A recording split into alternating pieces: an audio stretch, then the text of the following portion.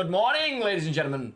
Welcome back to Ice Cream. It is Monday, the checks day, 21st of October. We are live on twitch.tv/Ice Cream Uploads. My name is Graham Day, and for those of you watching on Twitch right now, or on YouTube a little bit later on, as you can see on screen, this man is We've Got Pepino, the bib. That's me. Good morning, ladies and gentlemen. How does it feel being back in the studio with what did you call me? I can't remember. Did you say Connor was big, Graham? So no, that was Spike. That was Spike. Yeah. I was listening to it on Spotify on my way in, just catching up, making sure. I mean, I knew all the news anyway, but I was just making sure I knew what you'd said. But no, it's good to have you back, mate. High five. High five. So, for audio listeners, that was easily an 8 out of 10 connection. Pretty crisp, not going to lie. So, we are live, twitch.tv/Ice Cream Uploads. The show is called The Scoop. We bring you your fresh daily scoop of news from the games industry and beyond at 10 a.m. every single day on twitch.tv/Ice Cream Uploads. And if you can't watch this live, it will be on YouTube a little bit later on. Maybe that's where you're watching it now. I don't know. This is the internet. It can work in many strange ways. So youtube.com/Ice Cream Uploads. The video will be live in there. And then a little bit later on in the day after that as well, we will be live on four podcast services. They are, Bib. They are Google Play, they are iTunes, they are Spotify, and it's also on SoundCloud. Hey, look at that. There we go. Oh, just moving things around so I can see. Just getting the chat up on my screen. Because I don't have it up. I haven't brought my tablet in today. Revler lurking. We have Pirate in the chat. We have Ian2KTV says hi, Bibby and Graham, and quite a bit of product placement today, gents. What does he mean with the scoop logos and the ice creamness? Is it not always this, or what we're talking about? Are we talking about these? I don't know. No, they are 110%. Talking about the non-branded can of substance that's on the desk here, and the I don't know. I think I'm just gonna move my Starbucks coffee cup around here. For those of you listening on podcast episodes, we basically have 3 screens with Ice Cream Scoop logos, 2 laptops with Ice Cream Uploads logos, a Pez ball, a Starbucks cup, and a nondescript energy drink logo to #NoAd. Please feel free to add. Well, the reason I've got one of these, obviously, because we've both been at EGX this weekend, and the guys at EGX who look after a certain energy drink stand that begins with M, 4 Sounds points. Sounds like Schmonster. Yes, it rhymes with Schmonster. But yeah, at 4 or 5 points during the day, they give away free cans. So I was going to go and buy a drink, and then Pirate told me that they do this thing. So he went and grabbed us one. But however, we was looking after a couple of stands while we was there. So when I went up to the stand at like 1 o'clock, I just said, look, I've got some staff knocking around the others, which we do. It wasn't a lie. It wasn't a fib. I said, I've got some staff knocking around that obviously can't leave the booths. Can I take a few over to them? And they said, 1 minute. Ended up giving us 2 crates. So I was just walking around with 2 crates and just left them underneath the desk. And so I ended up bringing a few back with me. But I tell you what, when you say that I feel like they're giving them away for people to get addicted, and I've got quite an addictive personality, so at the moment I'm on the... Well, I've been drinking the non-sugar ones because I thought last time I was going to have a full fat one, I was going to have an heart attack. Well, I mean, not saying he's addicted, but when I came in this morning, the lights were off. Baby was sat under the desk rocking backwards and forwards going, Monster. Oh, Pirates in the chat as well. Comments in the chat from the Adventurous Graham's been hitting the gym. Half the man he was last week. Oof. Oi! True though, says Connor. Bib must stay up later than 9 p.m. last night with that can of urine on the desk. Do you know what? It was close. It must have been about 9:15 eventually by the time I fell asleep. But yeah, it was a heavy night. I mean, a late night for you. Absolutely. Anyway, I'm going to fiddle. I always press the wrong one. I think we're going to go over... that one. Yeah. Well done. Well guessed. Even though it says high cam, but yeah, well, it used to be the one that was the highest in the sky, didn't it? But then I drop it down so that you can see more of us and less of the stuff behind the studio walls. Because believe it or not, these studio walls don't go on forever, and they may just stop just about over there. So we have 1, 2, 3, 4, 5, 6. I think if I can count, 5. 1, 2, 3, 4. Oh no, that's the scoop agenda. We have 5 news articles for you today. Before we get into that, let's rather than talking, I mean, we do know because we mentioned it a few times last week. I mentioned it up until Wednesday, and you mentioned it on Thursday and Friday. That we've been at EGX. Let's drop in on that sort of stuff a little bit later on. Before that, maybe not you because you were out of the office all weekend. Other than EGX, have you played anything? Have you got anything to report? My own personal time or EGX? Sorry. Personal time. I'm just trying yeah. to do EGX now. Well, I played a little bit of Football Manager. I say a little bit like when I've finished at EGX and I've gone back to the room. You can't play a little bit of Football Manager because once you play like 2 or 3 games, you realise that it's three hours of your life is just but yeah, I played a little bit of Football Manager on my Switch. I'm just kind of addicted to that game again now at the moment. I played. Let me guess. Go on. Go on. You know what? Ideally, I actually want to say PUBG, but I reckon that you don't. I don't reckon you have played it this weekend. I did yesterday, but before that, I was like, nah, sack it. I'm not bothered. Overcooked with the wife? We completed Overcooked. Nice. Yes, we nice, did. nice, nice. At 2:30 Saturday night, Sunday morning. Any Volta? Yes. Yes! Oh my god, I'm free for free. Maybe I can't remember. Maybe I turned PUBG on. I think I did. I think I turned PUBG on, played a game, and it's still like it's on its ass. Yeah, like the disparity between PS4 and Xbox for console players. I mean, I do have it on. I'm looking up there, and you're over there. Hi.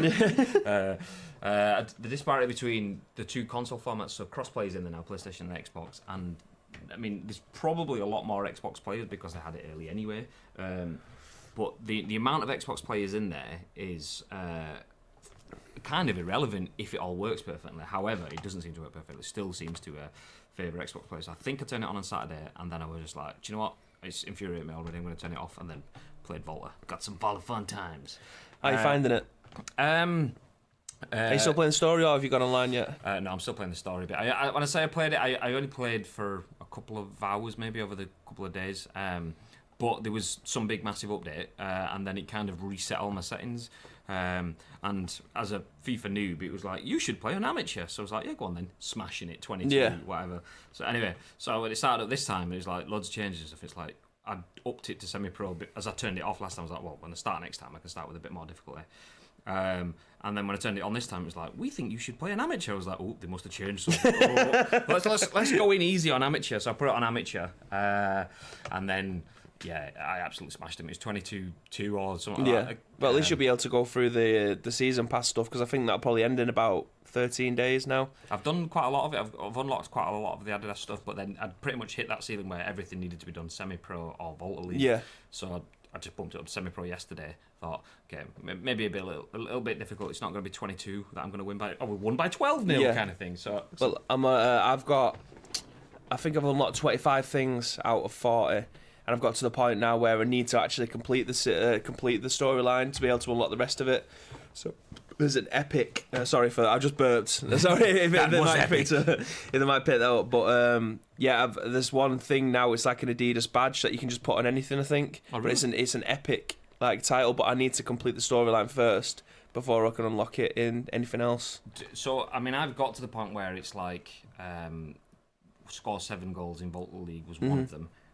Do they get to the point where you have to play the online stuff? I mean, I don't mind playing. No, because it'll say something like score in Volta League or in the storyline on professional or more.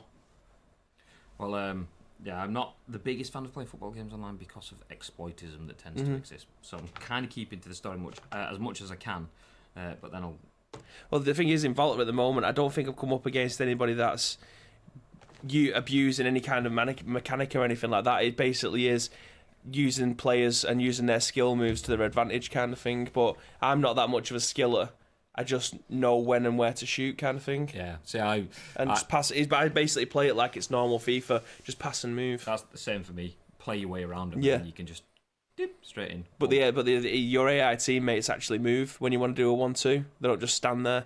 So if you do a 1-2, you're pretty much guaranteed to be able to start cutting through people. But I'm enjoying it. I mean, again, we've talked about it many times on this show, but at the moment, as a football game, Volta is my favourite thing at the moment. Maybe we should move on before we start to revolt. Yeah. Oh my god. EGX meant I barely had time for anything, says Pirate, and best way to play FIFA is to beat says Beer Godzilla. Do you know, I'm actually, I've not properly played FIFA for a while. I think maybe 3-4 years ago.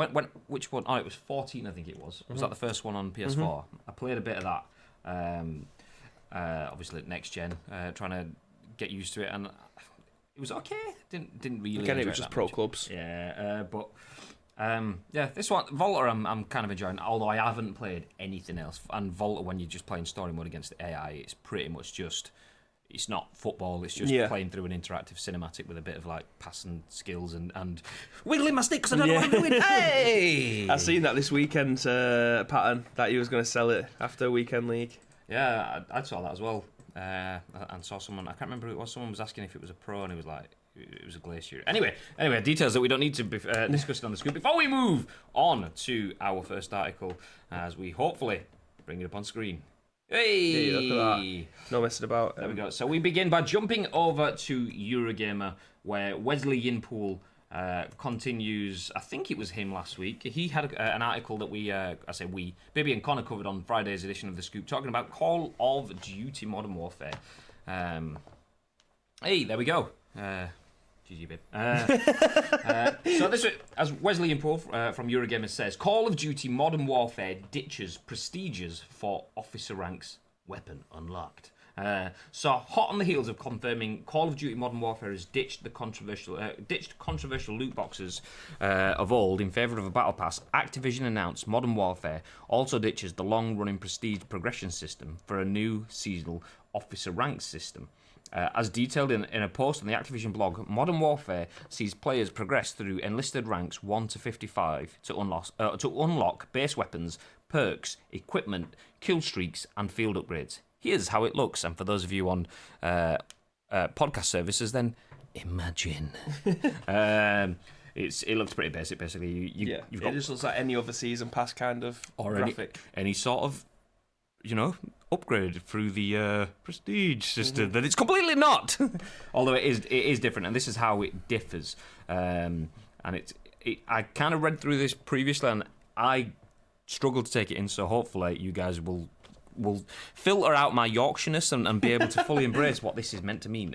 So once you complete all 55 enlisted ranks, you do not prestige. Rather, you transition to the new officer ranks progression system, starting at officer rank 1. Here's how it works.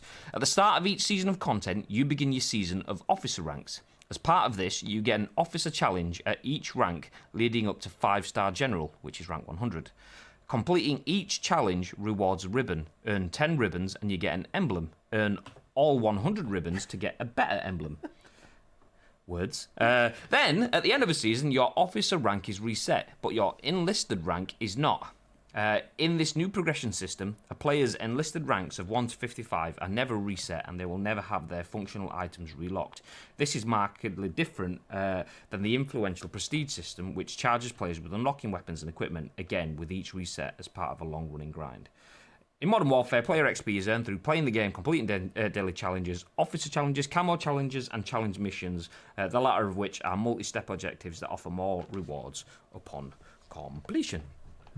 So there we go. Lots of words, and I don't know if you were aware as well, but there are challenges and ribbons and challenges to get ribbons and ribbons. It's all a bit mad, isn't it? I mean, for someone who casually plays Call of Duty each year, I can't remember the last time it ever prestiged. I literally can't remember the last time. I know exactly which game. My last time I prestiged. I want to say COD 4 was probably the last time that I actually hardcore played that game, and that was usually because there was 3 of us playing it like non-stop. But apart from that, it's casual. When do you think your last prestige was? Almost the exact same game as you. The last time I prestiged, and I think I hit 3rd prestige, which is like prestige level 3002. when you meet, I hit 3rd prestige or 4th prestige, mate. I think it was 3rd. But on Modern Warfare Remastered a couple of years ago, got gold camo on all my sniper rifles. So I got the royal camo that I never managed to have the patience to get on 360. So yeah, prestige the hell out of Modern Warfare. But reading through this, the prestiging is tied to the season pass that you and Connor spoke about on Friday. So for those of you that might not have tuned in to the scoop last week, Modern Warfare and Activision have, we hope, because that's what they've put in the press release, said that they are getting rid of loot crates, and in favour of that, changing to the season pass sort of mechanic that is pretty much everywhere now. I say hope because Connor mentioned it, although I didn't play enough of Black Ops 4, should I say, to say. He said that they started but then added loot crates in last year. Hopefully they're going to do that this year, because I do like the idea of a season pass. Anyway, the idea is they have a specific season which lasts for a specific amount of time. Say if it starts on the 1st of December, it might finish at the end of December or somewhere in January, 6 weeks, whatever. But through that, they have a themed campaign, and then as you get to the end of the campaign, if you've hit every level in your season pass, you will unlock all of the items within the season pass. You've got 2 levels: the free pass and the premium pass. Premium pass gives you more cosmetics, but they're behind the paywall of having to pay for the season pass. Yeah. But because none of the gameplay is behind it, that's so much better for people in terms of if you just want to pick up and play, you can with that season pass. Anyway, on top of that, this is where we come back to this article. Prestiging appears to be tied to that. So at the start of each season, you begin your season of officer ranks. As part of this, you get an officer's challenge at each rank leading up to 5-star general, which is rank 100. Basically, every bunch of ranks you go up, you get a ribbon, which is your officer rank, and that replaces prestiging. As you get to the end, there's like 100 levels, which is, I'm assuming that's like the season pass. So if you're playing Fortnite or PUBG or any other game that has a season pass now, you tend to have 2 streams. One is your premium and one is your free stream. And I'm assuming the ranks are your steps up in. Yeah, I'm just having a look at the graphic now to see if it makes it any clearer, and to be fair, it kind of doesn't. So you've got on the left hand side here the current rank of what you are, I'm guessing of the 1 to 100, and then across the top here, as you can see, for those of you that are watching on Twitch anyway or watching on YouTube later on, you can see I'm hovering over what I think is what's this one called? Enlisted ranks. So I'm guessing this is your enlisted ranks, and I'm guessing this is the one that goes up to 100. So this will start to move pretty quickly, but this one, I imagine this is your long-term year, because they're every year, aren't they, around the same time? So I'm guessing these are the ones that you're going to be playing through throughout the year, and these are the mini ones that you're going to be working towards each month. So, I mean, it does add some longevity to the game. As a person who doesn't prestige that often, I'm guessing I'm probably going to get to like halfway through this and then probably never play it again. But I mean, it gives people who do play this game solidly throughout the entire year, especially people who can play it competitively, it gives them a nice little badge to put at the side of the name as they're going into matches. And cosmetics is all the range these days. Ask Fortnite. So. And PUBG. Yeah. I see Spike. Are you going to read Spike? Was you going to read Spike's comment then? No, I was just going to say thanks to DMAC and Pirate for the hosts. Very much appreciated. You might have heard the jingles earlier on. We didn't because we don't have headphones on. And we, just for clarification as well, because someone mentioned this the other day, for those of you watching the video productions, we don't have alerts coming up on screens for most of our streams, purely because this is an informational podcast as opposed to a game stream. But we do have those, just not for those. But DMAC, Pirate, you guys have been here many, many times. You know the score. So thank you very much for the hosts. And you mentioned Spike's comment of just sounds like more crap that doesn't mean shit, as people just play with mates to do these things so they can have a bit of reputation. E-rep. See, I do pay for the past shock horror in PUBG, and I actually quite enjoy it because when I'm playing with my mates, I'm much like, if in terms of enjoyment, you've got kind of a safety net when you're playing with other people. If you're playing solos in a game like that, you can just get snaked in a corner, as Bibby knows many times. Like whereas you're playing with your mates, you've got a safety net of the revives and stuff like that. But if I am just playing solos, and usually solos is never solos for me. Usually solos is me with Danielle and Chloe, like being my second and third sets of eyes. But that does give us something to do. We go on and we have daily challenges that we got. Okay, I need to get 4 headshots, or I need to drink however many energy drinks. So it gives us little things, and that kind of stuff does make it quite interesting for me there. Shout out to Ed Sutton for the host. Thank you very much.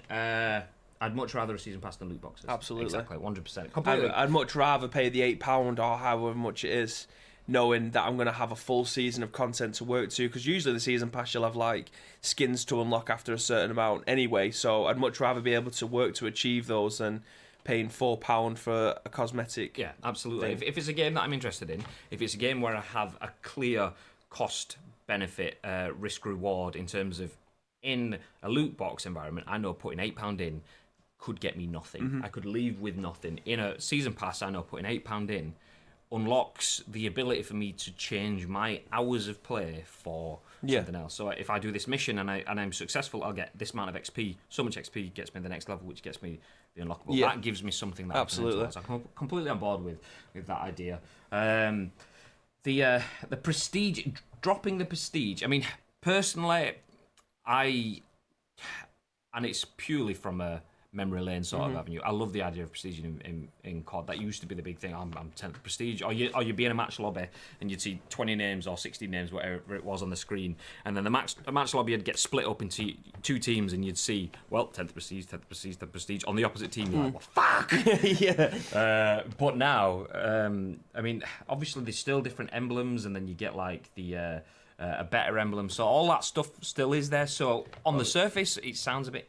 But I mean, if you was to get this Commander Sergeant Major 5, then you knew if you that seems like a longer grind than it would be if you used to be Prestige 10. And not only that, the Prestige are season related. So let's say Call of Duty is an annual game, so you probably get between 5 to 9 months at peak 5, and then 9 drop off, and then the last 3 months of the year is the hype train for the next game.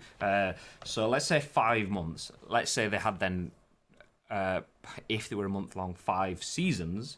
So you've essentially got 5 prestiges over that, which is a grind. But I for someone like me, maybe I'd probably be more likely to get to Prestige 5 in 5 months than I would be to get to 10th Prestige. I never got to 10th. I never got to 5th Prestige.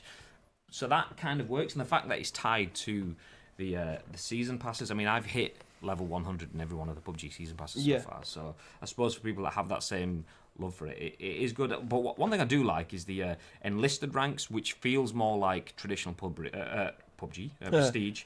Got it on the brain.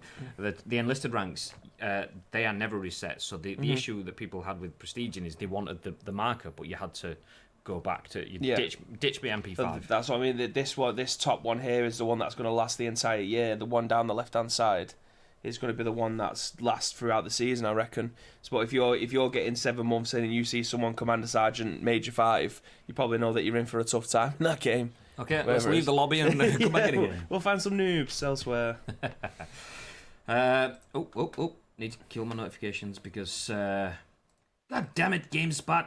The next news item that we're about to jump onto is from GameSpot, but every time I open up anything from GameSpot, I get spammed with all of the pop-ups and do you want to join our emailing list? No, I don't. I want to read it and say it live on twitch.tv/Ice Cream Uploads at 10 a.m. every single day.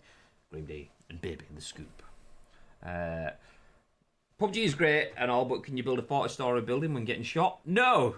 Then how are we going to draw the kids in? Good point.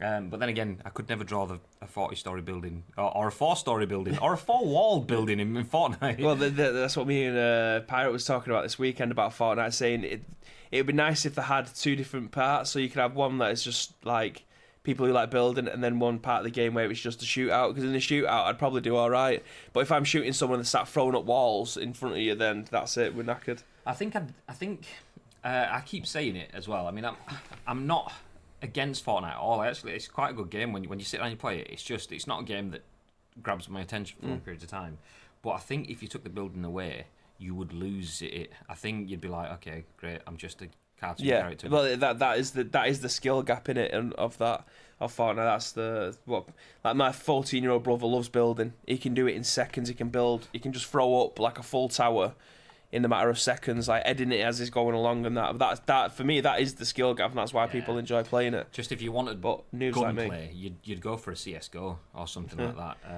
I just seen a nice little what was the Cray Films film called? The Craze. Came out. No, that was a Craze film, but that was like 80s Craze. What was it that came out? I can't remember what it was. A shooter is a shooter. I can't remember what it was called. What's a shootat? Shootat. So yes. Anyway, moving on. As we bring this on screen.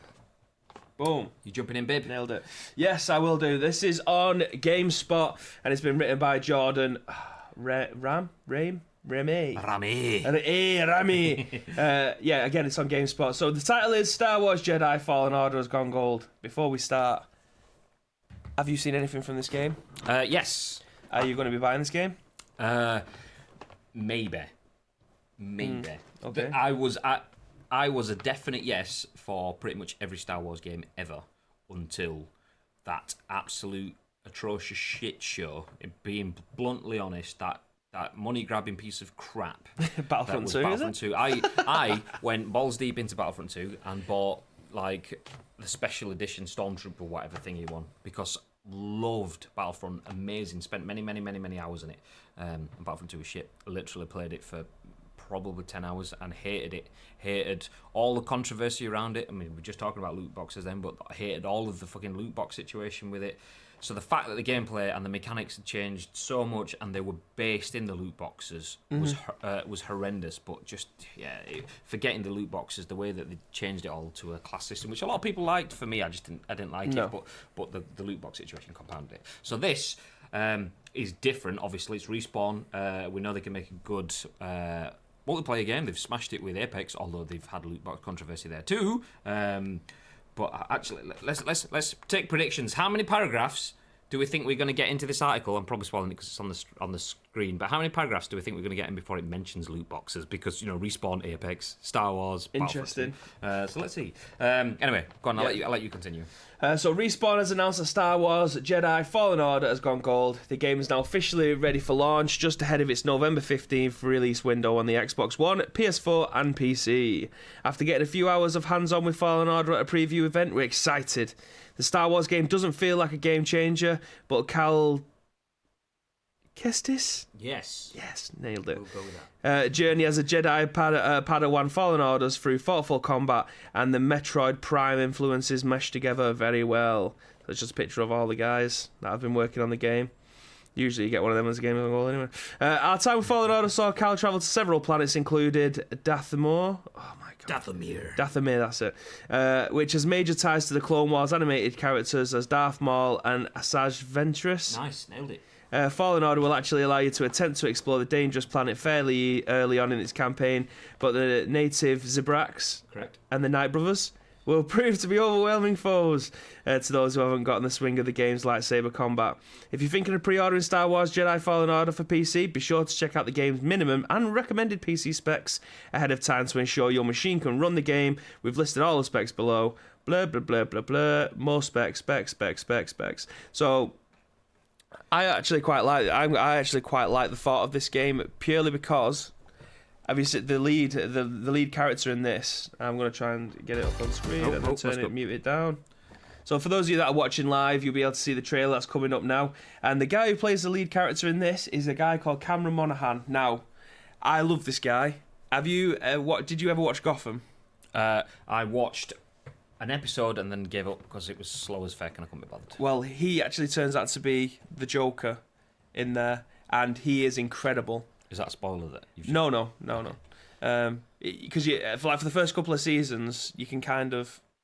He has the laugh, he has the look, he has the people that are around him, blah, blah, blah.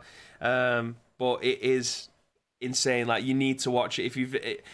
fair enough, like, the first couple of episodes are slow, but so is Breaking Bad. The first couple of episodes that are slow.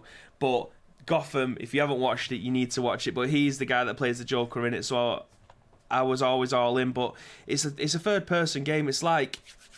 Not the Old Republic. What's the one that's on Switch at the moment? It's like a remake of one of the old ones. I can't remember. Tune in for another episode of Bibby Makes Noises. But no, it's amazing. I'm definitely going to be getting this game. I'm picking it up at some point. Chat says Defo is a spoiler. Connor says reeks of a spoiler. The Force Unleashed. That's it. That's the one. It's not a spoiler. Anyone who's ever watched that will know as soon as you see him. Do you know The Force Unleashed? Fun fact. The Force Unleashed, the character's called Starkiller because that's what Luke Skywalker's name was going to be originally. Okay. But they thought Starkiller sounds too nasty if he's the one on the good side of the Force, so they changed it to Skywalker. And that is also the reason why Starkiller Base is named Starkiller Base in Star Wars Episode 7. There you go. Facts! Oh my god. Welcome to Star Wars Trivia with me, Graham Day. Super nerd on the show today. So, I mean, I actually really like Star Wars, but I'm not the kind of guy that knows absolutely everything that goes around everything. I'm 100% a casual Star Wars fan.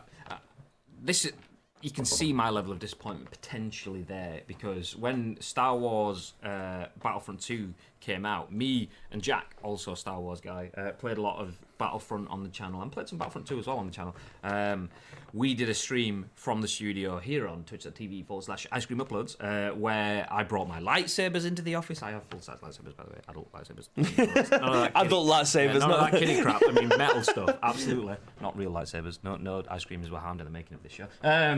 So I brought those in, sat there with, I think, Kirsty, or I can't remember, some Danish pastries to set on my ears, like Princess Leia's hair, for the lols and the bants or something. But yeah, either way, so I went full on thinking Battlefront 2, but just absolutely got hit by this shit show of a game, which Spike says, I actually love the style of Battlefront, but it didn't feel like Battlefront. Yeah, I think that's the thing for me. It just felt like, I was just jumping into like a Battlefield, but like a not even a fully fledged Battlefield, a crap version of Battlefield. I'm still waiting for EA to go full exhibit and put loot boxes in their loot boxes, so you can open a loot box, get a loot box inside of your loot box. Oh my God. You know what? Do you know? I also talk about PUBG, but that's pretty much something they do. Like you can open a crate and get a key, and the key is used to open another type of crate kind of thing. No, you can open a crate and get a crate, and that I can't remember what it is. How does it work? Either way, you can fucking get a crate, and to open the crate, you need to get a key, and the only way you can get a key is to buy in PUBG. It. Yeah. I've got like six crates just waiting there, but I can't open it. I'm not putting money in that. You're mad. £2.52. Oh, I've got a pair of gloves I'm already wearing 17 times. Nice. The one thing I never liked about these Jedi-style games is the way they deflect shots and generally fight. It always looks and feels unnatural. I honestly would like it to feel and play a little bit more like Batman Arkham series style with a style of fighting with a lightsaber. I agree. I love the battles that are like how the Batman games you can fight and stuff like that, but I don't know how that'd work in that environment, because obviously you'd have a lightsaber, but they would be surrounding you with guns. So imagine all the stormtroopers shooting you, and you've just got a lightsaber. Like you would just have to keep on pressing triangle, but that will be surely more unrealistic because the triangle was counter on it. So like when the thing would pop up above the red, I think you pressed triangle, it'll do like a counter and then push them away or punch them or something like that. Yeah, you used to. I mean, there's different ways of kind of doing it from the Star Wars games. I mean, I remember going back to episode 1 on the PlayStation. It used to be, if it was triangle, was the block button. You'd just hold triangle, and when someone shoots, you just automatically go whomp whomp.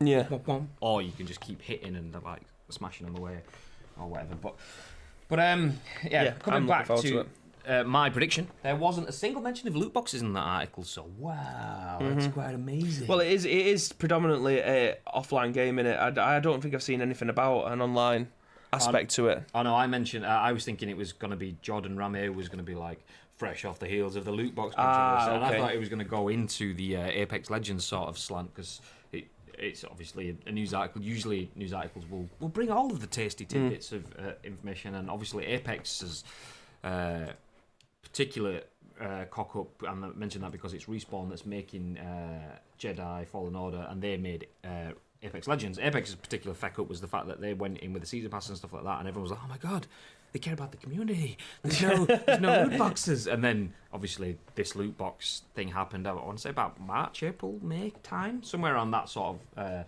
3 months. They added a loot box, and I remember it was someone doing rough calculations. You need to spend 200 quid on loot boxes to be able to get this weapon, which we've all been there and done that. But the fact that the game has gone gold is good, because it's only a month until it comes out, so we'll all know whether it's decent or not. Yes, we will. I mean, the fact it's a single player story game, I am on board with. You mentioned The Force Unleashed. I really like The Force Unleashed. Fun fact, I'm going to give you a story now here on twitch.tv/ice-cream-uploads and all of the podcast services around the world. The Force Unleashed was about 10 years ago, and when I moved in with my lovely better half, we bought like a 40-inch TV, 7.1 surround sound, like floor standing speakers, sub and everything, which is now long gone. But we got that, and I hooked up my PlayStation, naturally PS3, obviously, to it. Did this full sound test, like playing films like Transformers, so you get the boom, boom, boom, boom. Anyway, turned it on one day at home. I think I was off ill. I think I was at home ill because we had Chloe. She was only a little one. I think she was in nursery or something. Daniel was at work, so I just turned on my PlayStation and thought, I can't be asked playing anything that mentally tasking, no online stuff. I'm just going to play through a bit of the story on The Force Unleashed. Started the story, and for those of you that have just never played it, you basically you are Starkiller and you are essentially pleb. I know how to pick things up. But before you do that, you start off as Darth Vader, like, I can fly, I can throw you, I can strangle you, and all these other fetish things. Choke. But, like, I remember, like, getting this guy, and you can do a force throw, so I grabbed hold of him and went, whoo, threw him straight up in the air, like, slightly off to the side. 7.1 surround sound, so I mean, pew, pew, pew, pew, pew, pew. And I think he was, like, the second to last guy, so I threw him off, and then just, like, lightsabered someone to death, and it was like, peace and quiet. I'm sat there, and this guy just goes, ah! Scared the crap out of me. I'm sat there at home. It sounded like someone was like in the hallway of my house, like just going, ah! So I was like, literally flinched and jumped around. So yeah, fun story. So hopefully Star Wars Jedi Fallen Order will make people fall around you in many, many different ways. As we jump in, move forward to our next article, as Bibby has it on screen ready for me already. This is an IGN article written by Adam Bankhurst. Do you know, I love the fact that we keep giving you all of the non-English names so that you have to pronounce them, like Ramée. And there was one on Friday that you had Connor read, and I was thinking I have Bibby's at that one. So this is Borderlands 3's latest hotfix. Yes, I'll start that one again. Borderlands 3's latest hotfix adjusts legendary guns, grenades, and more. Moses Iron Bear, Zane's Digiclone, and FL4K's pets have also been improved. FL4K, is that supposed to be like flak? Anyway, Borderlands 3's latest hotfix, you can tell I don't play Borderlands, has adjusted legendary gear across the manufacturers after Gearbox discovered that some pieces of legendary gear were greatly outperforming others and felt they were limiting builds instead of increasing them. The latest hotfix also addressed an issue where some of the damage output of legendary gear limited the growth in combat engagements for future, so Gearbox turned everything into an acceptable medium. Each weapon manufacturer had at least one legendary gun adjusted, and we've included all the changes in the gallery below. And that's what it goes into an image gallery, so you can click through and see all of the weapons that have been changed. Obviously, I'm going to skip past that for audio listeners, as Bibby has it on screen for those that are watching live on Twitch or later on YouTube. In addition to guns, certain grenades have also been adjusted, including the Hunter Seeker, Hex Grenade, and Firestorm. Hex and Firestorm were calibrated to the wrong grenade modifier, Gearbox wrote. These two grenades were envisioned to specialise by applying elemental DOTs to target. Instead, they were resulting in large amounts of damage to the elemental they were resulting in large amounts of damage, and the elemental DOTs were minimal. We realised that this is a drastic change in both of these grenades, but we did not want to remove the spectacle of the grenade, number of grenades spawned, number of targets hit, etc., and focused on allowing their core identity to be emphasised instead of them continuing to just be high damage grenades. Wow, this is a lot of stuff that I cannot understand. Yeah, basically, I've heard Jack upstairs and people on Twitter as well as what same one. Victor Sweet has just said, players have been fed up with the constant nerfing of weapons in Borderlands. This should be the last nerf, and that seems like the general consensus that keeps on going round. So the weapons that you would expect to go that you find further on in the game were doing a lot less damage than they should have been doing. So the earlier guns that you were finding was doing more damage, which obviously isn't right considering you're further on in the game, you want a better gun. Oh, hello. Nice of you to join us. I just thought I'd go to that camera since we've not used it. Sorry. But yeah, I'm just reading through. I'm just going to bring this back on the screen so the rest of the people can see them. I'm just going to quickly run through I'm going to quickly run through the guns and their damages for the people that are listening on audio podcasts. So you've got the Hyperion. We found a couple of the legendary Hyperion weapons. Bypassed the Hyperion manufacturer. Blah, blah, blah. Jacob's Maggie damage increased by 35%. Hellwalker damage reduced by 8%. Tidor 10-gallon damage increased by 8%. Torg Tri-Bolt damage increased by 25%. Alchemist damage increased by 25%. Devil's Foursome damage. Oh my god, there's loads. I'm just going to run through the top line of that. Increased by 13%. Atlas Ruby's Wrath damage increased by 10%. Maliwan Westergun damage increased by 25%. ASMD damage increased by 28%. Dahl Vanquisher damage increased by 20%. Children of the Vault Skeksis damage increased by 15%. Lingui damage increased. Yeah, by 20%. And last of all, Lavaldorf, Siki reload speed increased by 25%. The phaser damage increased by 15% as well. So they're quite high percentages, which shows you how nerfed those guns were in the first place. Absolutely. I mean, I'm all for guns being nerfed when they need to be. If you have a game-breaking setup like, I mean, we've spoken about Call of Duty already. If you have someone running around akimbo shotguns and just go bang bang, bang bang, you're dead, bang bang, you're dead. The spread, the damage, the distance, absolutely obscene. Fair enough, nerf it, but it's when you get those sort of like, oh crap, let's nerf everything, and it's like suddenly everyone's going like, bullets, and you're going, bullets. It's like, what's the point? We're not tickling each other. But 25% is massive for a gun that you find a decent gun.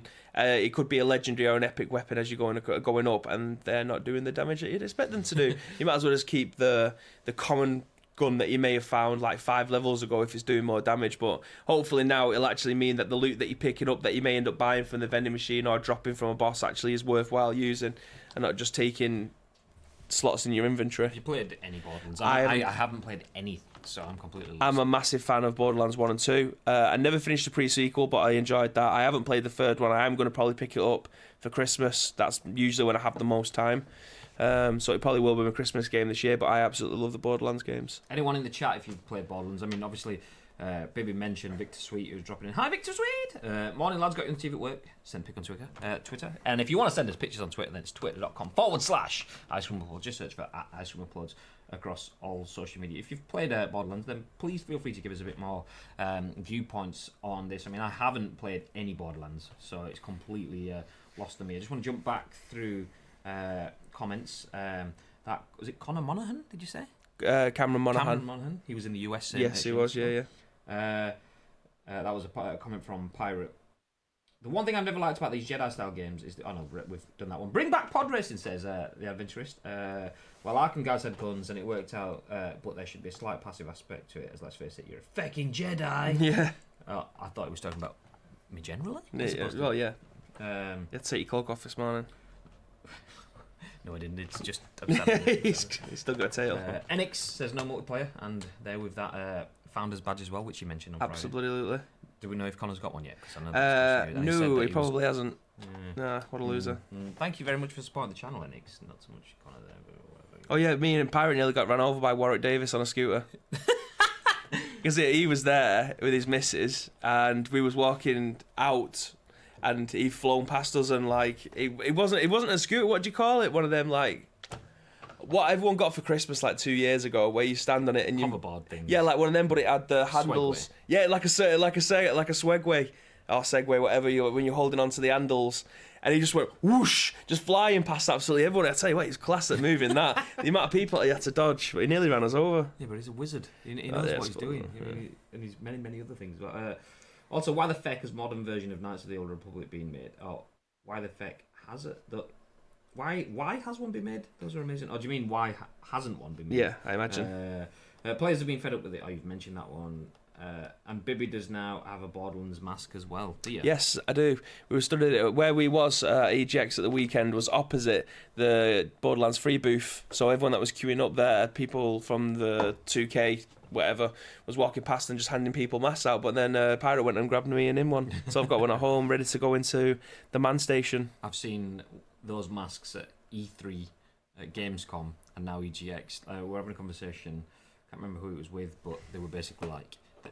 2K must have had billions. Oh yeah. Someone somewhere is sat in a room the size of the Ice Cream Upload studio with just masks upon masks upon masks staring at him. My mate is a huge Borderlands fan, but he said as soon as he finished the story, he's trading it in. He seems to have lost interest entirely, as he says he's not a fan of the feel of the game and that it doesn't feel like a Borderlands game. Pirate says Segway. I know what Segway is. Segway is the traditional one, but a Swagway was just the little crappy stand-on hoverboard thing. It was a... I don't know if it was just a cultural nickname for it. I'm pretty sure it was a crappy brand of a Segway. But Segway is the bigger brand. And fun fact: the owner of the Segway died by going off a cliff. No, he didn't. On a Segway. No, he didn't. No, it's urban legend job, I think. Oh right. Actually, maybe it is. Maybe it is. Let's have a look. Segway death. Owner death. I don't know. Jim Heselden, the owner of the Segway company, has died after riding one of his two-wheel machines off a cliff and into a river. There you go. It is fact. You don't see that on the packaging, do you? So yeah, it's not a legend. Ice Cream Uploads. Confirming facts since 2019. Oh, right. We're moving on to the next one then. We are. I will bring it up. That's what she said. Yes, on screen. It's on the screen. Right, so this one has been written by Wesley again, and it's on the Eurogamer website. I want to say Yin-Poole. Wesley Yin-Poole. Yeah. Okay, nailed it. PlanetSide Arena is a stepping stone to PlanetSide 3. I do honestly apologise if you hear me burping. That monster is not agreeing with me at all. GG, all you audio listeners. Getting far too much info this morning. The Battle Royale focused sci-fi shooter, the PlanetSide Arena, is intended to be the stepping stone to PlanetSide 3, its developers said. In a post on the PlanetSide 2 website, executive producer Andy Seitz and the PlanetSide Arena, which is recently released in early access form, is designed to link present-day PlanetSide 2 and PlanetSide 3 storylines and give the developers a platform to try out the new features and styles of play. While Seitz failed to mention when a release date for PlanetSide 3, it did say it'll expand from the current battlefield of Aroxis, I think I've got that right, yes, to fully fledged galactic war with empires exploring, colonising and conquering one another in an expansive galaxy. Preempting the obvious question, so why does Daybreak doing with the arena within PlanetSide 2? Seitz said because PS2 offers, that's definitely PlanetSide 2 and not the console, offers a very unique experience that the current active community enjoys. Trying to incorporate different game systems or styles of play, or even trying out new modes would be disruptive, potentially catastrophically. Okay, potentially catastrophically. We don't want to upset that balance, as it would be unfair to the current PlanetSide 2 community. Which is what he means is, because we can't charge for a new game. Yeah. That's what he means. Well, I think I've only ever played PlanetSide 2 once, because it came out on the PS4, and I downloaded it, and I'm sure it's free to play. I don't actually think that you have to pay for it. All right, well, just crap all over my edgy take, why don't you? God. Well, I'm just, you know what I mean? We're trying to give some facts out. I just want to make sure that, people aren't just going on Twitter and just saying Graham Day knows nothing. Yeah, well, people are pretty much going on Twitter and saying Graham Day knows nothing, but that's a different story altogether. So I didn't realise that PlanetSide Arena, that PlanetSide had a Battle Royale. That's how out of touch I am with PlanetSide. I understand that it looks like a decent game. I did actually have a look this morning and see if the game's changed since the PS4 came out, and it does look like a Halo-ish type Call of Duty. People who play PlanetSide are probably just going to absolutely lambast me for saying that, but they've got cool tanks and stuff like that, and yeah, PlanetSide I know is a massive, massive game, so this probably is a massive deal. But we thought I'd bring you the news just, to try and stay relevant because there was nothing else. It's literally a slow news weekend. There's been nothing this weekend. Well, I just tried to find a video of PlanetSide whilst people was talking through, and the first result was the Eurogamer article that I've already got open, but I just didn't want to load up. Lovely stuff. But the graphically, it's brilliant. Like, it looks really, really good.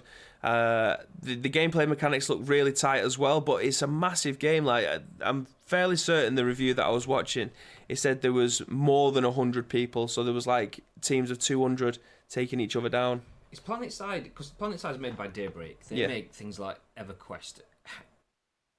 Daybreak, they did H1Z1 as well. Yeah. But like, maybe I'm just mixing things up in terms of, I'm trying to remember if EverQuest and PlanetSide have ever kind of like merged together, or if I might be mixing that up with something else in terms of, is EverQuest like the one in space? Yeah. And then you're in like a galaxy. Yeah, and then PlanetSide is obviously boots on the ground. I was kind of, I don't know, or maybe I'm completely making some shit up that doesn't even relate to any of this, but I remember having a conversation based on like you could, or they were trying to, or people wanted them to link the games together. So you got like the PlanetSide kind of boots on the ground stuff, but you could add in air support into a battle from essentially the sky. But yeah, I think that's me chatting shit here on Ice Cream Uploads. Well, feel free to tag us in on Ice Cream Uploads on Twitter if we actually start waffling on crap and we're absolutely incorrect. Feel free to tell us that we are completely wrong and we have been chatting shit. Shogun says, lads, and he says, Graham, you're a bit quiet, lad. Yeah, we just moved the mic just so Baby can... Yeah, so when I'm reading articles, it comes to me, and then when he's reading articles, it comes to him, and when we're both just chatting shit, it stays in the middle. Yeah. Let's be fair, who drives a Segway? But I thought that might have been on the planet side of things. But yeah, who drives a Segway near a cliff? Paper Sage time in the chat. Hi, Karim. How's things? You good? How was EGX? Are you tired? You recovered? I bet you are. You're like an absolute. Oh, is that Karim? It is, yes. Ah, I didn't know that. Good to meet you, buddy. Hey there, you amazing people. Hope you're both good. But yes. Okay, I don't really have any I don't have anything to add to that. All I know is that PlanetSide 3 has got a Battle Royale mode, and they're looking at PlanetSide 3, which is probably going to be quite large. I've seen NX posting here that peak players was 52 in the last 24 hours, so... 52? So it seems that PlanetSide 2 is definitely on its arse at the moment. There's players that like stuff in... Yeah, I reckon that from my take of what he's saying is this stuff that's in place in PlanetSide 2 that we don't want to disrupt. But if peak players is 52 or whatever like that, then you don't have to worry about disrupting that. But what it probably means is we have 52 peak players. By releasing PlanetSide 3, we'll have more impact and cut through than just releasing yet another update to PlanetSide 2. I mean, it's made it to Wesley Yin-Poole's article on Eurogamer on the website. So therefore, announcing and releasing a PlanetSide 3 will more likely boost that 52 up. Absolutely. Well, we're talking about it and we don't even play the game, so... Yeah, exactly. One thing I will say, though, is Daybreak, going completely off topic with a slight relevance, is you mentioned Battle Royale and you mentioned Daybreak. I did see that one of the guys that... What was it, H1Z1? Yeah. Actually, no, I think I'm chatting shit again. Maybe I'm thinking of DayZ. It is, yeah, I'm thinking of DayZ. The guy that was basically in charge of directing DayZ moved to Australia to set up his own company, and they are making a survival game. I saw that last week, and I meant to mention it to you. I don't know if I did. I thought it was Daybreak, but it's who makes DayZ? DayZ developer. I've got that. That's Bohemia. That's yeah. It. But yeah, the guy that was in charge of sort of like I think it was community messaging maybe. Anyway, he's moved to Melbourne, I think it is, and I saw him hiring for his firm where they're trying to create the world's best survival game. So I thought, oh, I must mention that to Baby. Anyway, nothing to do with Daybreak whatsoever. So let's move on. We're having a good day this Monday. This is the last article of the day, and it's kind of just a touch on what we've talked about previously. So I will bring this up on the screen. Yeah, this article we have here is because this is pretty much all we've spoken about for almost the last 2 weeks. Blizzard and their Hearthstone banning of Blitzchung. So for a little bit of a recap for those of you that haven't tuned in or haven't seen the many trending articles. Basically, Blitzchung supports Hong Kong freedom, made a comment on stream regarding that, was banned from all competitive Hearthstone for 12 months, lost $9,000 worth of prize money, I think it was. Basically, had all that taken away from him. And then the casters who were on screen whilst he was delivering that message were also banned. Since then, Blizzard have gone back, reduced his sentence to 6 months, given him his money back, and reduced the sentence that the casters have had to 6 months.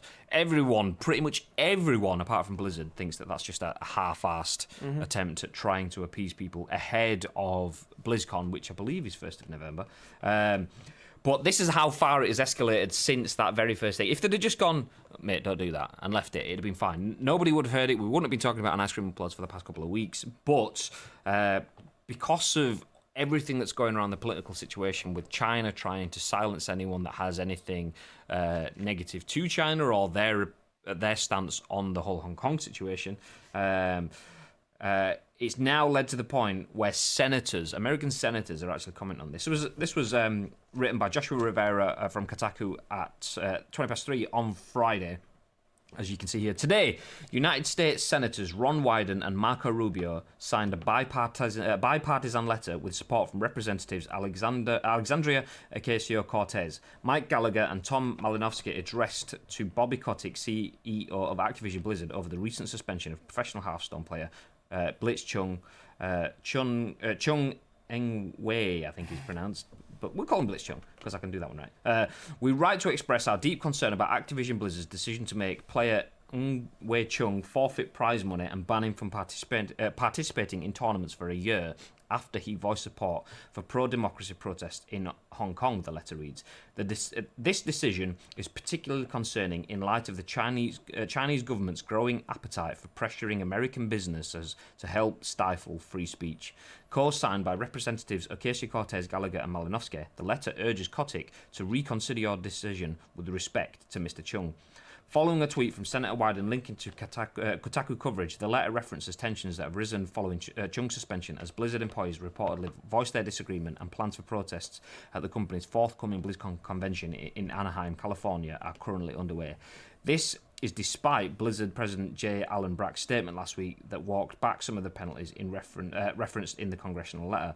The statement had reduced Chung's suspension to 6 months and awarded him the prize money that Blizzard had originally withheld. BlizzCon begins Friday, November 1st, and that is going to be fun to watch. Absolutely. Well, they've kind of shot themselves in the foot with all of this. Their PR room just must be on fire. You think to yourselves, like, is their PR guy just kind of going, let's do this instead? Or that's either what's happening, their PR guy just has no idea, or their PR guy is just like, my God, please, I can't sell this story. I can't spin this into something better than it is. Give me... So you either think their PR guy needs firing or their PR guy needs counselling because he's been put under so much shit that doesn't need to be under. I mean, the way that this has just sort of like evolved and grown has just become ridiculous to the point where American senators now are jumping in saying... Yeah, when government starts getting involved, you know that you're headed for an absolute shitstorm. Yeah, I think it was always going to be the way, particularly the way that...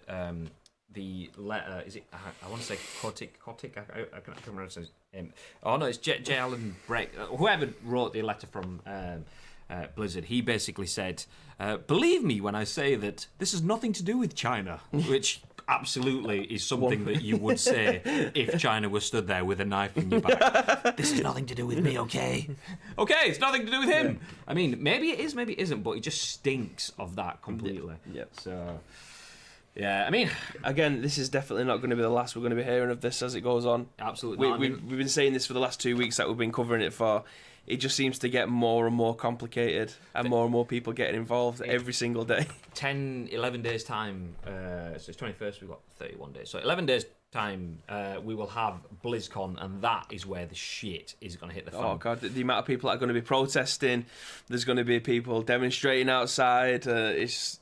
You just imagine you sat there in Blizzard's offices. You've been planning your marketing campaign leading up to BlizzCon. That's already been shot to shit. You've probably had 2 weeks ago, hey, everyone, sign up for our panels and this cool stuff. Oh, we've got some cool merch that we're going to give away. Everyone's just gone, don't mention that. You just get shot to shit. Don't mention that. That's been squashed. This has been squashed. But not only that, they've probably sat there going, okay, we're Blizzard. We have...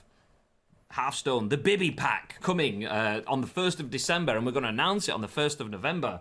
And they've got like a conference kind of panel set up where it'll be almost like those PAX or New York Comic Con sort of, or San Diego Comic Con scenes where you get all of Marvel walks out on the stage and everyone's like, oh my God! But like they're probably planning this sort of stuff for months. Now knowing that they're going to have someone on stage going, and now we've got a new expansion to Hearthstone, and it's just going to be, you suck, your game's shit. And people are going to stand up and they're going to have like, organised protests with banners and stuff like that.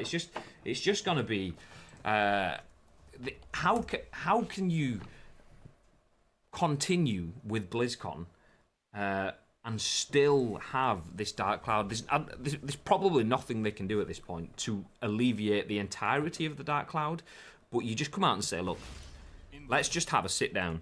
Let's have an AMA. Maybe that's not the right mechanism for it, but you need to have a truce, a peace treaty, like peace talks ahead of BlizzCon, because people are going to BlizzCon. People have bought tickets and booked accommodation, flights, and travel because they want to go and have a nice communal gathering to celebrate their games. Everything that Blizzard puts in their life, because Blizzard, one thing they can do is make phenomenal characters and games and stories that people can get behind. So people want to go and celebrate that, but if people are passionate enough to go and celebrate that, they're also passionate enough to go and let you know that you done fucked Yeah. up. Well, it's not just that. You've got people on stage that are going to be hosting this, that paid hosts that are going to be on the stage that are just going to get booed. They're not going to be able to rest. They're not going to be able to present anything that they want to present. They're not going to be able to be themselves when they're going to present it because they're just going to have that many people in the crowd booing them, showing signs, potentially throwing things. You never know. Just imagine, like, any time there's anything that even gets close to the situation, someone says like someone will say Blizzard, but mix it up and say Blitzard, and oh my god! Or so, like 14 articles later, like Spike there in the chair, Free King Kong. Anything that sounds like any sort of that, or if they go, and this expansion is coming for free, and then it's like, oh, you can't say free because that's what Blitzchung said, and it's just like anything. Absolutely. All of the market messages, all of anything within those conferences are just going to be shot to shit. There's going to be organised booings and protests. It's just, you best off just cancelling it at this point and rescheduling. Probably. If not cancelling, because depending on the amount of marketing spend they've put into it, and they could have not necessarily first party in the likes of Sony and PlayStation, but maybe they've got partnerships with the likes of Steams and Corn or Epic. Well, if they're going to announce like Diablo 4 or something like that, then that's a lot of money that they would have to put down with, like, say, Steam, with PlayStation, with Xbox. Buying media for local digital marketing services like bus stops and things like that. All that stuff will have been planned in already. So cancelling it means a big drop in money for that. So that's where you think, okay, well, you need to address this. You need to squash this, because you're not going to squash it entirely. But what you can do is go into it with a bit more respect. Absolutely. And they just don't seem to be looking to do that. Honestly, those porn links are nothing to do with me. Graham was using my iPad. What? Is that you, babe? I have no idea. I don't know whether or not someone's just been banned by someone for posting dodgy links. Oh, okay, I didn't see that. I don't know. I'm just looking at the chat. That's the only thing that I can think of anyway. I want Chinese Braveheart to burst through the World of Warcraft background screaming, freedom! Anon Random Zero says, hi!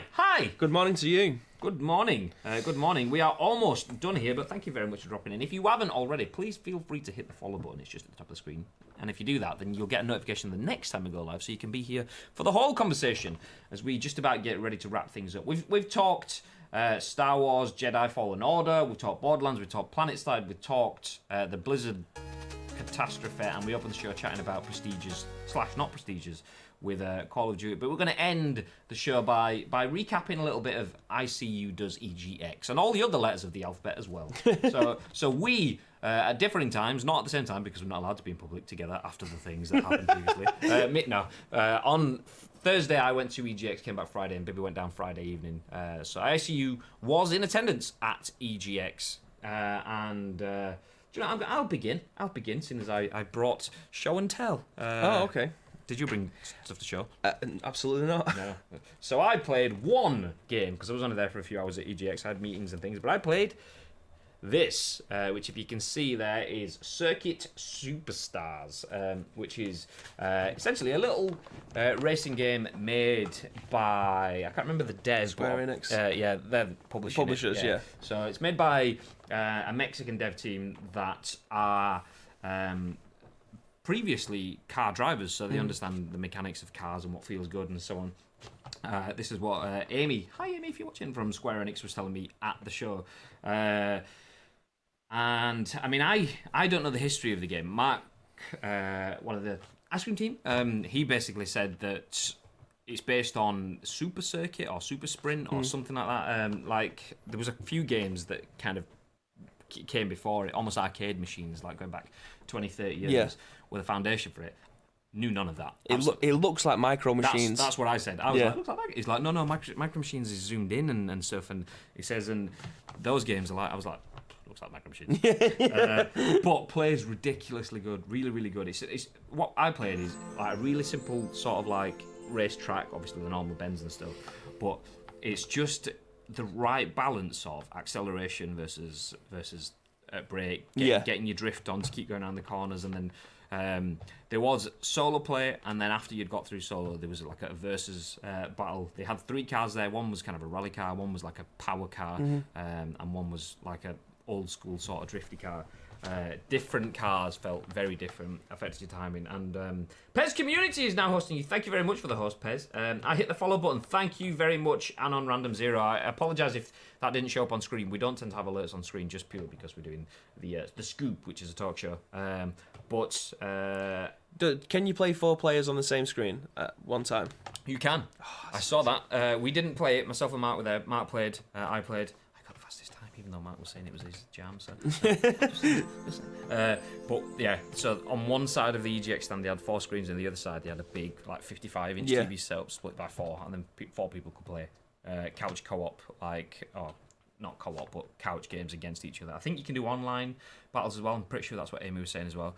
Was that a yawn without yawning then? Could you tell? Mate, honest to God, like EGX has ruined me this weekend. Like driving in this morning, it's like 4 cans of Monster, tipping him on my face, Stone Cold style. Just looked at Bibby and Bibby was there. It's like, I was like, what are you doing? Yeah, I'm trying not to be in it because I go ooh down the microphone. People who are driving, swerving the car off on the motorway. So, for podcast listeners, try yawning without opening your mouth. That's I thought my eyes were going to pop out. That's what Bibby just did to me. I just kind of like silent screamed like. Anyway, yeah. So it was really good, really fun, really cool. Pretty much, I think. Oh no, I tell a lie. I played a bit of Contra, but we've obviously played that before working with Konami. So yeah, that was the first new experience I had. The Animator, thank you very much for the host as well. Thank you everyone that's hosted and followed, and obviously Anon Random Zero once again. Thank you very much for hitting that follow button. So yeah, I played that, which was Circuit Superstars. And that's a game that I definitely will be looking forward to. I think we might be able to get some sort of like ice cream content out of that. 4 people in the same room. Yes, please. That would be great. Crying. And then, do you know what? I'm showing you my tat. I got a PlayStation thing. I don't know what it is. It's just a. I thought like. Is it a band? Yeah, I thought it was going to be like a rubber, like one of those things and it flashes or something. It feels like that, but it's just a thing. Why has it got? There's definitely something in there. Unless it's just meant to be like just a rubber nubbin, and then a PlayStation lanyard plus my industry pass. EGX, there we go. Show and tell. That's it. What did you bring to show? Just my voice and a can of Monster. Yes. Oh, and an exhibitor bass. Mine's not as nice as yours. Yours is very clean. Mine's very luminous. Yeah, mine also is massive because I could pass it on to someone else just in case. But I would never do that, EGX, if you're watching. As I didn't, because I brought it home. Yeah, I actually played a few things on the Sunday because there wasn't that much foot traffic coming through EGX. So me and Pirate took it in turns to go on lunch and do whatever we needed to do because we was the 2 people looking after the stand. Shout out to my boy. I'm looking over there, but he's clearly over there. Yeah. Oh, yeah, it's there, isn't it? I just keep thinking, oh, is it this one? No, it's this one. It's this one. Okay. Oh, as soon as you're talking, we can switch to. Yeah, well, I'll just lean this side down instead. So yeah, on the Sunday, I played quite a few things. So I went to go and speak to Roy at CR Games. Obviously, Asim wasn't there, but shout out to Roy. He said that he watches the show every single weekday. We know he's watching now. How you doing, Roy? I saw Asim briefly. I did see him. I was actually on my way to. I had a 3 p.m. appointment to meet Amy Graves at Square to play Circuit Superstars. I didn't really get there till about almost 5:30, although I did say 3 p.m. ish. So I saw Asim kind of like high-fived, hugged, and then kind of had to abandon him. But hi, Asim. So I went over to there, go and see how Roy was. On the way back, I don't know if anybody watches this bloke on YouTube, but they call the Angry Video Game Nerd. Big fan of his stuff. He's absolutely hilarious. And as I was walking back, there was a game there. And I had an Angry Video Game Nerd game that was basically just like a 2D platformer. The hardest game I ever played, bar none. It was ridiculous. Like, it's one of them ones where you die, you instantly respawn, and then you have to just carry on going. But there's so many obstacles and things like that get in the way. But apparently it's a really old game that they've just remade, and there's 2 of them, so it's a game 1 and 2 in like a bundle, but like made for the PS4 and the Switch. What were they called? The Angry Video Game Nerd 1 and 2.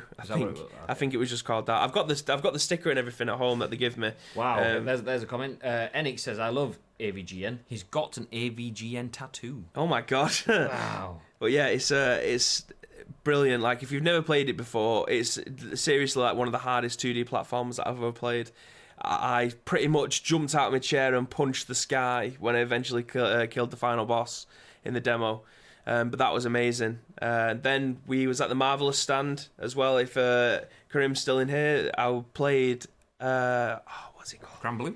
Grand Blue. I was going to call Gangnam 3, but that's clearly not the... But Gangnam Style. Yeah. Oh, we're over there. Keep it over there. I played Grand Blue with his brother and then went into a room with Scott and shown me this game that I'm going to show on stream for you now. It's a game that I'd never heard of before that got released in Japan on the 3DS. But as soon as I seen someone playing it from Noob Guys, it was definitely 110% the game that I'm going to be picking up. It's called Rune Factory 4. And it's basically like a Japanese RPG kind of game. It's exactly what you'd expect from a Japanese role-playing game. For those of you that play something like the old Zelda-type games, this is pretty much like that. You have HP, you have weapons, you go and kill things, you level up, you progress. I mean, this is all in Japanese. But it is exactly what you'd expect from these type of games, and it's definitely something that I do want to play. So I'll wait for this to come out. I don't think he said there was a release date for it yet. I'm just going to let it play a little bit longer. So this is a baddie. As you can see, it's just like I don't know how to describe it. It's just an action game, like an action RPG. You hit things, you level up, you get stuff, you get better gear, blah blah blah. You build relationships up, so romantic ones. You need to look after yourself, so you need to eat. You need to eat at certain points in the day. You need to rest at certain points of the day. But yeah, it's definitely a game that I'm going to be picking up. There was a comment I think Connor made on Friday that said this absolutely stinks of a Bibby game. This and the same again with this, and well, pretty much every game apart from PUBG. Yeah, it's not my kind of game. I'm not a JRPG guy generally. I mean, Final Fantasy X just because it had Blitzball, but other than that, not my kind of game. But then again, you mentioned Marvelous. I sat talking to Scott and John at the industry party EGX on Thursday. Both massively passionate. So yeah. Yes, I mean, I didn't have any kind of appointment there. Scott just said come in, and I seen it, and he was like, "Let's play it." So yeah, it was great. It was great. The game that. Another game that I ended up playing, which had a massive stand. I didn't even though it was opposite our stand for ages. Like for the first day, I didn't even realise what it was until I got speaking to someone who was on the front stand. And I was like, "Is this the League of Legends card game?" She went, "Yeah. Do you want to come through and play it?" And I was like, "Yes." Teamfight Tactics. No, it's called Legends of Runeterra. Oh, okay. There we go. It was opposite the PES stand. It was massive. It was a massive stand, but it was like behind closed doors-ish, so you couldn't really see much of it until you queued and got through to the main part. I like card games. Like a big fan of the If you've played the Pokemon trading card game, it's pretty much the same for every single card game that I've played. So this is kind of like that, but you have more like special abilities. So I'm just going to bring this up on the screen as well. I think it is. Yes, it does show some trailery bits. But yeah, this is one of the things that we talked about. I think in not last Tuesday, the Tuesday before show, where we talked about Riot Games releasing 7 games. This is one of the games that they're actually releasing. So I thought I'd get a nice little hands-on impression of it, so we could talk about it today.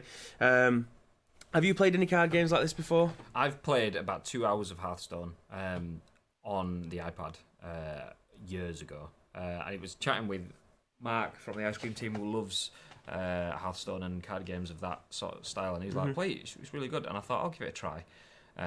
Loaded it up on the iPad, just have a quick look around. 2 hours flew by, and I was like, "Ooh, that was actually pretty good." I enjoyed it. Never played it again because of the time sink that it was in that. 2 hours just went boop, in no time. I mean, what is the difference then between Legends of Runeterra, between Hearthstone and Auto Chess and Teamfight Tactics? These auto battlers, what makes one different from the other? I mean, or is that like saying what's the difference between Battlefield and Call of Duty? Well, as someone who casually plays these games, I've played the Pokemon one more than I've played any other one, and the difference for me isn't that much. But I mean, it was only like a demo. I wasn't playing like proper hardcore ranked matches kind of thing, but as I'm just bringing them up on the screen now for those of you that are watching on Twitch, you can see on the left hand side usually is how much damage they're going to do, and on the right hand side is how much damage they have before they are dead. So, and everything in between is what your card can do. So if it's got like a special ability, blah blah blah, usually what you'd get Poor little lonely Poro. Let me bring myself off the screen like that. Yeah. So if the bottom left-hand corner here of this one, these are like element cards. So it says frostbite an enemy with 3 or less health. That usually will take 3 more health off them. So you get to a certain point where I'm just going to rewind it a little bit so you can see the deck. A rewind? Can I get a rewind?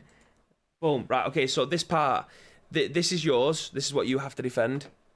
This is theirs. That's what they have to defend. And for those of you listening on podcast services, then just imagine that you're watching a game of Legends Runeterra. Yes. It'll be in the show notes so you'll be able to see it yourself.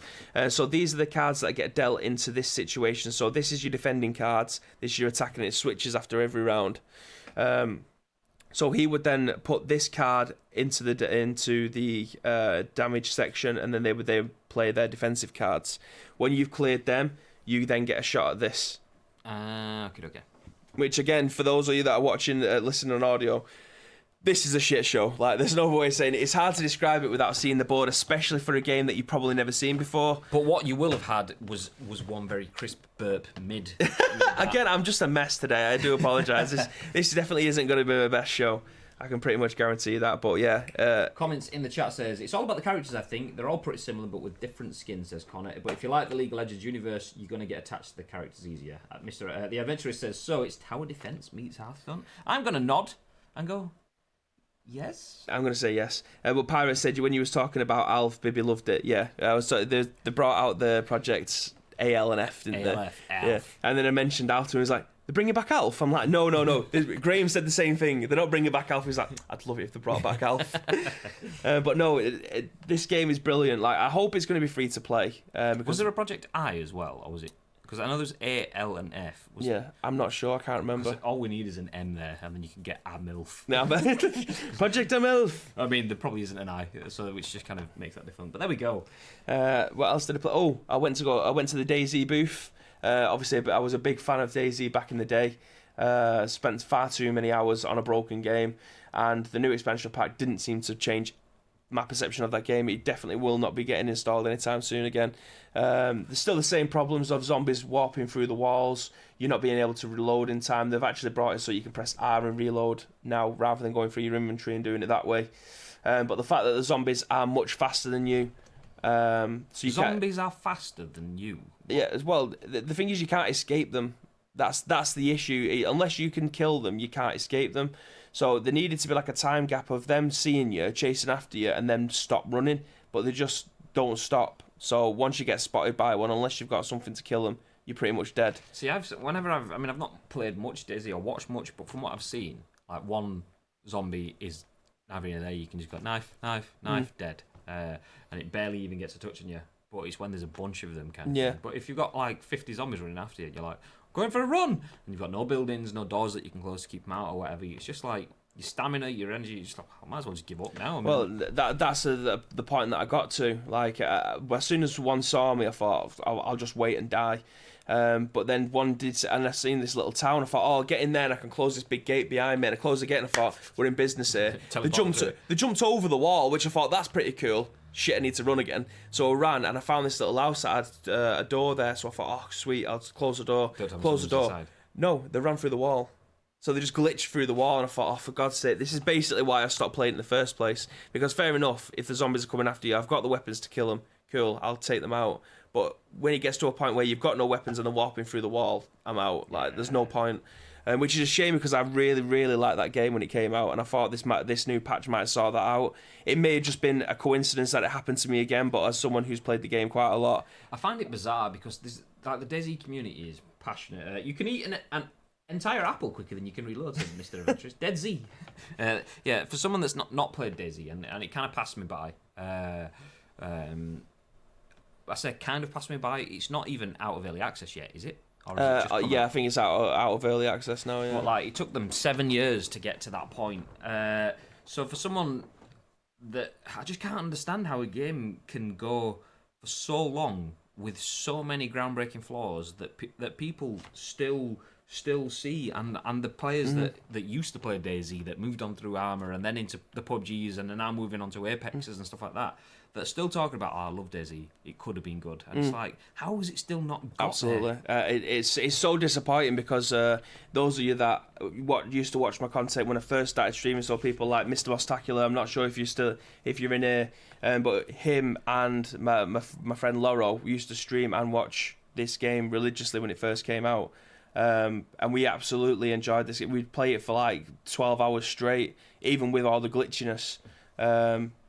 But yeah, it's just stupid. I can't believe it's still not been patched properly, and it's in an unplayable state for me anyway. For someone who loves survival horror games, this just isn't it. See, I was watching the likes of Sacriel. He went back on it either last week or the week before, and I watched some of his stream, and I said to Danielle at the same time, I kind of put it on the TV. I said I can see this being something that I could really enjoy, because when you get in and you've looted and you feel like, okay, I've got some decent equipment, I've got some supplies, so I've got food, drink, maybe even a little cooker, and I've got a weapon and stuff like that. I'm thinking when I'm at that point, I'd feel, okay, I'm invested now. I've got hours behind me. If I hit someone with a clean headshot and it's just like boom, I can feel, if you're watching 28 Days Later, the whole country's just abandoned. Yeah. There's just dead people, and that, I could feel that intensity. But then as soon as I get shot, I'd be like, well, fuck that. That took me hours just to get there, and I just got popped dead. I don't even know where it came from. But that isn't the worst bit. Like when I used to play it all the time, you'd fall off a curb and break your leg. That's it. Then and then you'd start crawling, or you'd create a bandage or whatever, and it'd just pop up on the screen, black screen. You are unconscious. So you'd either wait there for you to regain consciousness again, or the game would just end. You don't know what. But it's just like you fall down the stairs. Obviously, you didn't intend to fall down the stairs. It's not you're not doing that. It's just like a random number generated to say, oh, you're falling down the stairs. Oh, you twisted your ankle. Oh, fuck this, I can't be arsed. Like, I'd waste 60 hours playing the game. Nope, I'm out. Nah, that's not for me. Although, I don't know if it's been fixed, but I was listening to Sacriel talking about how, like, you could get into a fight with someone, and then people could just, I don't know what he called it, save out or whatever, basically save your game and log out so that it doesn't lose all his loot for getting shot or whatever. Is that actually a thing? I don't think I've ever come across that I don't before. know if it used to be a thing or something, but basically, imagine we're in a gunfight. I'm other end of two fields with a sniper rifle. You're two fields this way, sniper rifle. We're both shooting each other, and I'm thinking, feck, I'm out of ammo, and I've got to move. I could just save my game and come back to it 2 hours later when you're not there anymore. Oh, that's dumb. I mean, I don't know if that's still in there. I mean, to be fair, I don't even know how you'd get out of that. Pass. I played a new Battle Royale game. Can't remember the title right now, but you come in on boats rather than jump for the sky. Instead of a circle closing, it was a tsunami. It was quite confusing, but I can imagine if they improved aspects of it, then it could be quite good. He went to play that game because he wanted the bag. Because people were walking back around with these bags, but there was like rucksacks. There was like giant like food bags. But I can't remember what the name. It was like tides of something. I mean, to be fair, the comments on it, it's just been a wave of negativity. Jesus Christ. Alistair in the chat trying to recruit people for Cuisine Royale. I'm up for some Cuisine Royale. Honestly, did you listen to the show on Friday? I talked to Connor about it. So me and Alistair played on Thursday night. I remember you mentioning that you were around with a colander in your head. Yeah, so Thursday night, so we ended up playing it for an hour or so, and he found a jetpack outside. Oh, I remember. and then you did it as well. He was like, I found a jetpack. Oh my god, I'm in the air. Oh, I'm dead. And then he went, you need to try it. So I did. And I just went like from one side of the map to the other, and then just ran out of fuel. Yeah, in the midair. So you just see my legs just like flapping about, and then just died on the floor. But it's a brilliant game. It's really, really good. My first time ever playing DayZ, I teamed up with someone who ended up handcuffing me, putting a bag on my head, and asking me questions about where his lost child was before feeding me to the dead. The second time I played, I rage quitted because I walked into a banister on the stairs and died due to falling damage. Swings and roundabouts had potential, but no one patched it. Syndicate used to stream this game all the time, and he used to do that. He used to run around and just handcuff people. If they found a friendly, they'd say friendly, he'd say friendly, and then when they start like running off together, he'd just like shoot them in the leg and then handcuff them and just leave them there for the zombies. But obviously the game's over for you then, because you can't get out of the handcuffs. Your legs, you can't run, so you'd either quit out, restart again, or... So how do you get out of the handcuffs? Do they have to set you free kind of thing? Yeah, usually they have a key and they can take them off you. But obviously if you've got the key, if you handcuffed me and then you ran off with the key, I'm knackered, really. Yeah. Shaving Ryan's privates. Hello. Good morning, sir. Sounds like the name of a dodgy film, but there we go. Yes, Syndicate's Kidnap streams were amazing, says BK Connor. And speaking about streams that were amazing, this is The Scoop on twitch.tv/Ice Cream Uploads. Let's wrap things up there. We've gone through all of the news for today, and that's exactly what this show is about. We bring you the daily scoop of news from around the gaming industry and beyond, and talk about shaving Ryan's privates, as we've just done on stream right now. This show will be live on YouTube within the hour or so, and then we will be on podcast services around the world. Those services are iTunes, Spotify, SoundCloud, and now Google Play. Yes, there you go. Those 4 services. And if you want to get involved, we are at Ice Cream Uploads, !social in the chat. We'll bring that up for... I've just seen a message in the chat. !social will bring all the links through at Ice Cream Uploads across social media. And there are our links on screen if you are watching the video versions of this podcast. My name's Graham, this is Bibby, and I want to shout out to Benno Wilson, who says, I finally tune in and you finished. God damn it, Benno, where have you been? But there are the social links. Make sure you hit follow if you are new here. I'm looking at you shaving Ryan's privates. Because then you get notifications every time we go live. And if you want to know in advance, we go live at 10 a.m. every single day with The Scoop. We will be back tomorrow with more Scoop content. So make sure follow now. Do it. Get involved. Absolutely. And Shaving Ryan's privates did that just 4 seconds ago. We don't have the alerts coming up on screen while we're doing the podcast, just because it'll go through all of on Everyone screen. Will hear it. Yeah. I think you might get the audio notifications. You just don't get the actual pop-ups. Maybe we should just put them on if they get the audio. So anyway, that's it for us today. Like I said, back at 10 a.m. tomorrow. We will have additional streams. Josie, she's still playing Dishonored. Dishonored 2, I think, starting tomorrow. So Josie will be starting Dishonored 2 at 12 noon, just an hour or so after we finish tomorrow's edition of The Scoop. So 2 streams at least on Ice Cream Uploads tomorrow. But until then, anything you want to say before we close the show, babe? Laters. Yeah, until then, stay frosty.